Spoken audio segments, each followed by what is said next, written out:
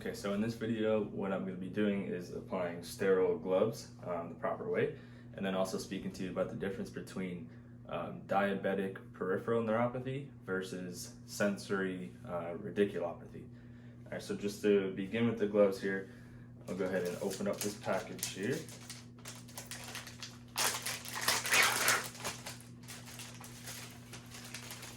Taking these gloves out.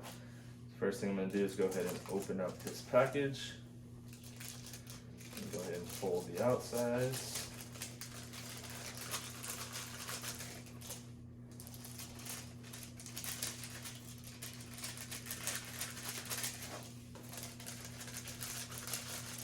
Okay, now being careful with this here is what I'm going to do is kind of reach up underneath this tab.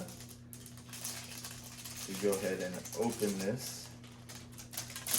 And what I'm going to be careful about is staying along the outside inch, just because now that outside inch that I'm touching is now not sterile anymore here, so I got to be careful with this, staying along the outside. All right, so to apply the first one, which is going to be the dominant hand, what I'm going to do is go ahead and take the non-dominant hand and pinch the glove, and then go ahead and slide my dominant hand in the glove here.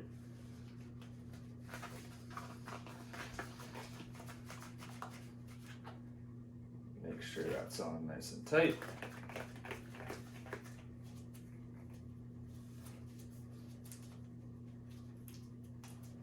Perfect. All right, now with this hand, what I'm going to do, again, being aware of my surroundings, I'm going to go ahead and reach up underneath the cuff of the other glove, making sure my thumb stays abducted, making sure I'm staying sterile with the surroundings. Leaving that thumb abducted, I'm going to go ahead and slide my non-dominant hand inside that glove.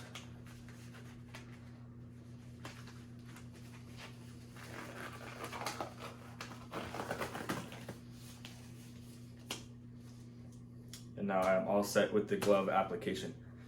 Keeping everything sterile. Everything was good with the surroundings. Good application of the gloves.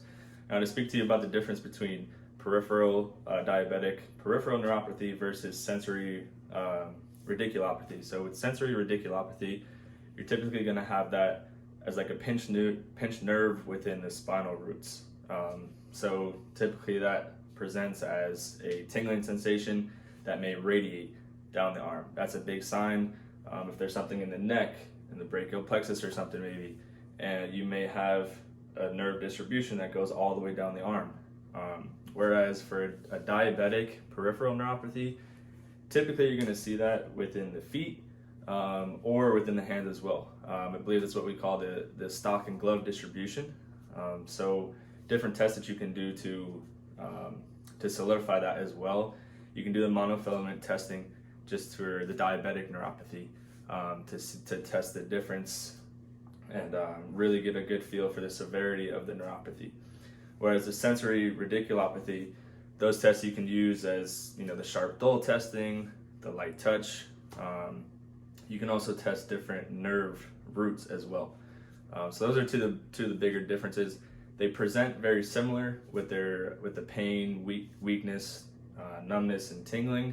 However, like I said, the diabetics is going to be typically in the feet or in the hands, whereas the radiculopathy the sensory radiculopathy can be radiating pain, different areas within the body, whereas the diabetic is kind of mostly going to appear in the feet or the hands.